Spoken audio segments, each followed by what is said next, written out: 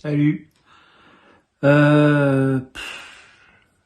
un peu l'impression d'avoir perdu 2 heures de ma vie à m'infuser cette finale d'Europa League entre le FC Séville et Mourinho. Enfin, Mourinho. Lapsus révélateur.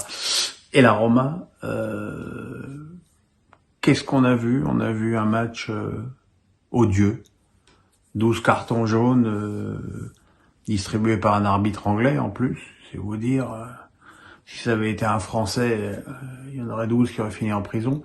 Un état d'esprit que j'ai trouvé pitoyable des deux bandes touches, énormément de coups, parfois à la limite de l'agression. Grande pensée pour le défenseur Romain Ibanez qui a dû passer au moins un quart d'heure au sol dans ce match à force de prendre des coups, notamment au visage du début à la fin.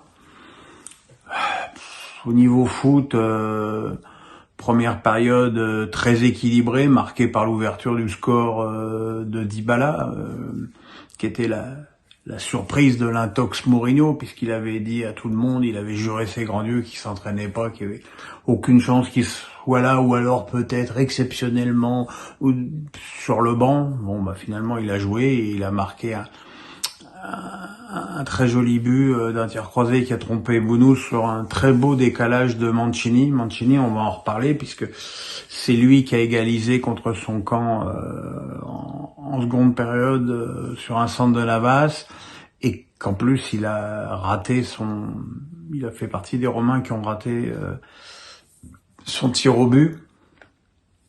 Les changements de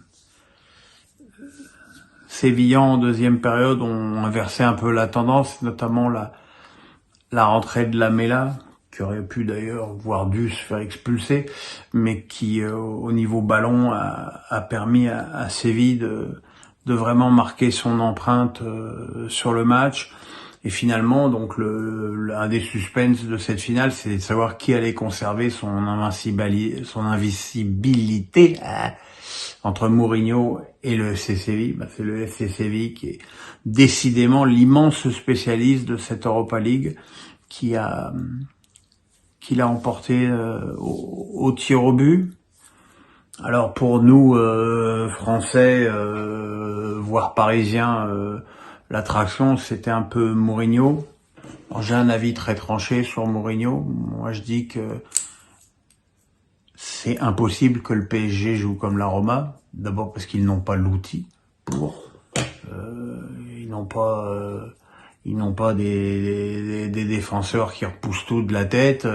Ils n'ont pas des milieux qui courent comme des dératés et qui mettent des coups.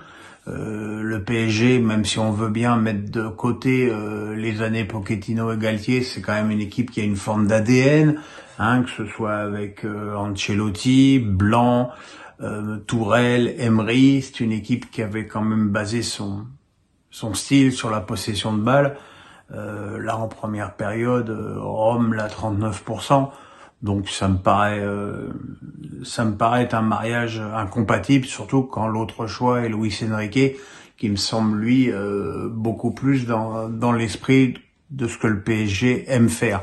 Alors il y en a toujours qui me diront ferme ta gueule, il y en a même qui me ajouteront ferme ta gueule, gros porc, toujours aimable. L'important c'est de gagner, d'aller en finale. Moi, on peut jouer comme des merdes. Si on va en finale et qu'en plus on gagne, je swing tout de suite. Bah moi pas. Je suis désolé, moi pas. Moi j'ai envie de prendre du plaisir à voir des matchs de foot et j'ai pas envie de voir une équipe qui ne fait que défendre et mettre des coups. Voilà. Petite soirée de football quand même. Alors, si ça vous a plu, vous mettez un petit pouce bleu, Si ça vous a pas plu, vous pouvez le mettre aussi quand même.